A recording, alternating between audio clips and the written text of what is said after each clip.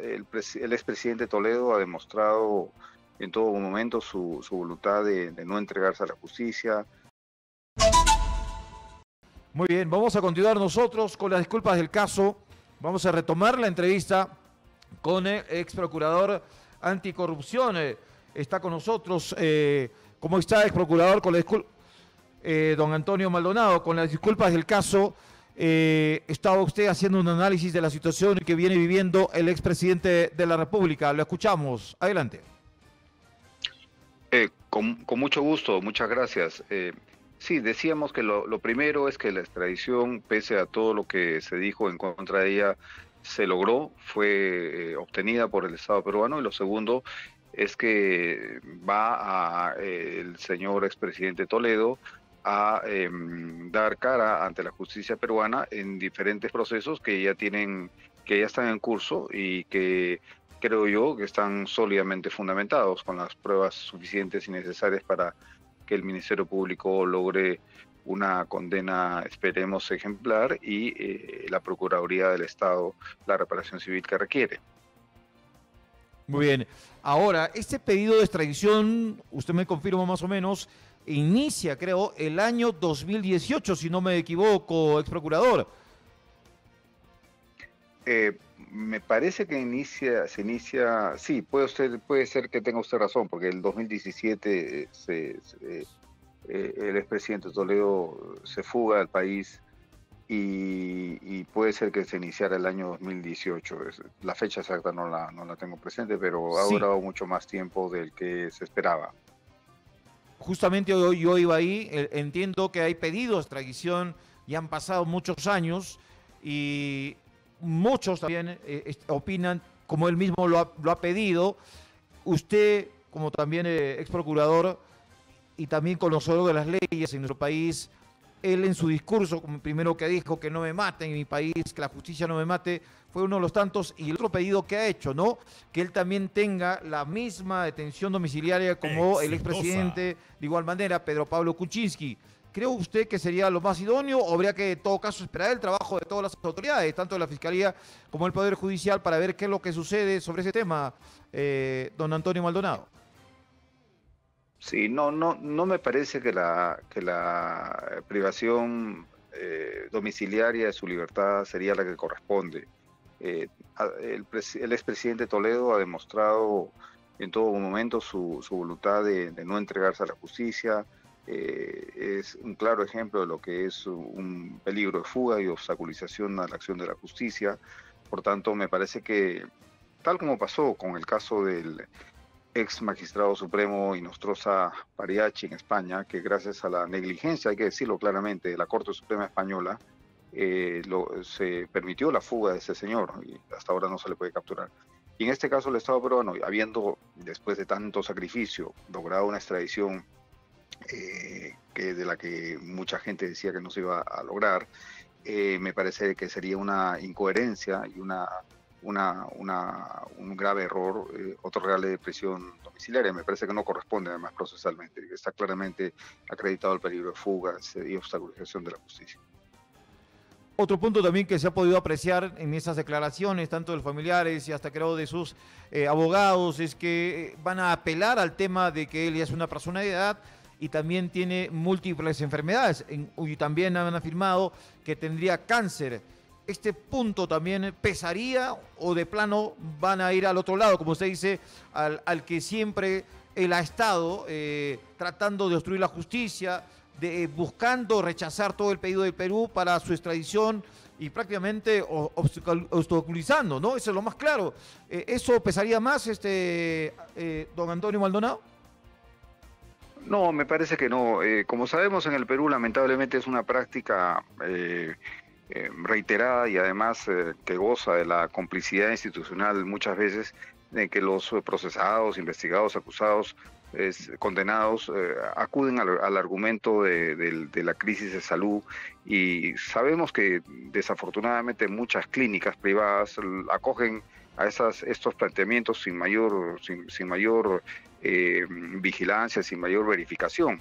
Lamentablemente ahí el Colegio Médico nunca ha dicho nada, y eso hay que criticarlo. pero en este caso me parece que este argumento de salud tampoco sería válido para sostener una prisión domiciliaria. El caso más claro es el del expresidente Fujimori, que está recluido en un penal especial. Tiene, junto con el expresidente Castillo ahora, un tratamiento, si lo comparamos con el resto de la población penitenciaria, absolutamente privilegiado, y cada vez que ha tenido una crisis de salud ha sido trasladado a una clínica privada y ha sido atendido inmediatamente por los médicos del Estado. Así que me parece que en todo caso lo que habría que hacer es determinar la veracidad de la afirmación que sostiene el expresidente Toledo y su defensa sobre la situación de salud, y en segundo lugar valorarla, y yo creo que tomando el ejemplo que acabo de mencionar, no debería dársele un tratamiento especial distinto del que tiene en este momento, por ejemplo, Fujimori en Barbadillo. Muy bien. Una pregunta más que habría que un poco ampliar también para todos los ciudadanos del Perú, es el tema de la justicia en los otros países, caso España, a diferencia de Estados Unidos. Creo que usted podría hacer una comparación. Si Toledo hubiera estado en España, hubiera sido, así como César Inostroza, traerlo al Perú, que si viene siendo difícil. La diferencia en Estados Unidos es diferente, es más, por decir, es más letal, más drástica, y ahí no hay vuelta que darla. Si no cumples ese requerimiento, podría pasarla peor el expresidente, doctor Antonio Maldonado. Sí, lo que podemos decir es que con respecto a Estados Unidos había un tratado de extradición vigente que además irónicamente firmó y publicó el propio gobierno del presidente Toledo en el año 2003. Un tratado de extradición moderno, eficiente, que a diferencia de los tradicionales tratados de extradición, hacía la posibilidad de extraditar a una persona mucho más viable, pero a la vez respetando las garantías del debido proceso. Lo que pasa es que en el caso de Toledo, recordemos, también ha ocurrido la pandemia y otros factores que han, del lado peruano, hecho difícil el impulso de esa extradición, pero afortunadamente teníamos a una persona situada en un sistema de justicia que funciona muy bien. Allá lo ha demostrado este intento de Toledo de llevar su caso a la Corte de Columbia, por ejemplo. La Corte de Columbia le dijo: un momentito, señor, usted, el caso lo está viendo la Corte de California. Y es lo que pasa en Perú. Cuando uno pierde un habeas corpus en Lima, bueno, lo presenta en la Selva, lo presenta en Cajamarca, en Trujillo, y así funciona en el Perú, pero en Estados Unidos no es así.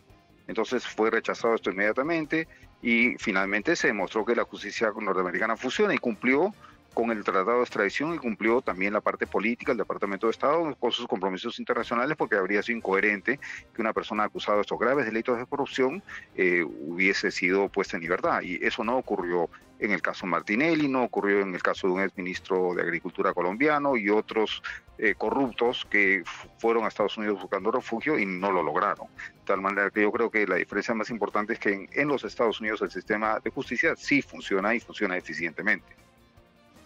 Bueno, como usted decía al principio, también se ha tenido que trabajar porque se tiene que sustentar la extradición. No es fácil, así como un país tenemos ese tratado de extradición, habría que sustentar para que también este país responda. En ese mismo contexto, se presume ahí que va a tener 18 meses de prisión preventiva. ¿Qué va a ocurrir con el expresidente Alejandro Toledo? ¿Qué cree que pueda pasar, conociendo también las leyes de nuestro país y usted como ex procurador anticorrupción? ¿Qué es lo que le podría dar? ¿Cuántos años de cárcel podría purgar el expresidente Alejandro Toledo, doctor Antonio Maldonado? Bueno, fácilmente pueden ser más de 20 años de pena privativa de la libertad. Recordemos que está siendo procesado por 2 graves delitos: colusión agravada, cuya sanción penal es de 8 a 15 años de pena privativa de la libertad, y lavado de activos, que es superior a los 15 años. Estas figuras delictivas están siendo trabajadas por la figura del concurso, de tal manera que yo creo que la pena sería, reitero, más de 20 años de prisión, o 20 años, bueno, lo que ha pedido la Fiscalía es 20 años y 6 meses de pena privativa de la libertad. Respecto de la extradición, nunca nadie va a poder decir, en particular la defensa de Toledo, que es una extradición sesgada, equivocada, politizada, porque si ha habido un modelo de extradición en el cual se respetaron escrupulosamente los derechos del debido proceso y del juicio justo de un extraditable, fue este caso. y por eso quizá demoró tanto.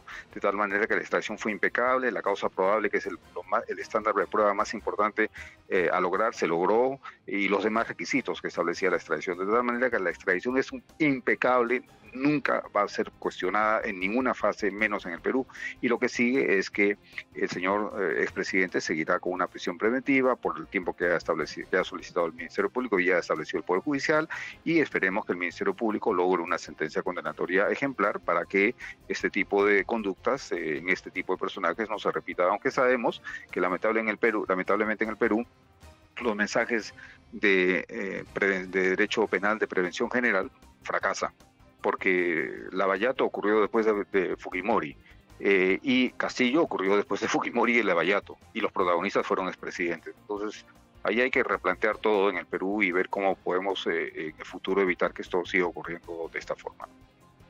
Finalmente, agradeciéndole el diálogo en Exitosa, doctor Antonio Maldonado, en la parte final, ¿cree que sea factible también la extradición del ex magistrado César Inostroza? ¿Será difícil? Yo creo que ya está siendo difícil. Me parece que hay un silencio muy preocupante de parte de la autoridad central en materia de extradiciones, que es el Ministerio Público.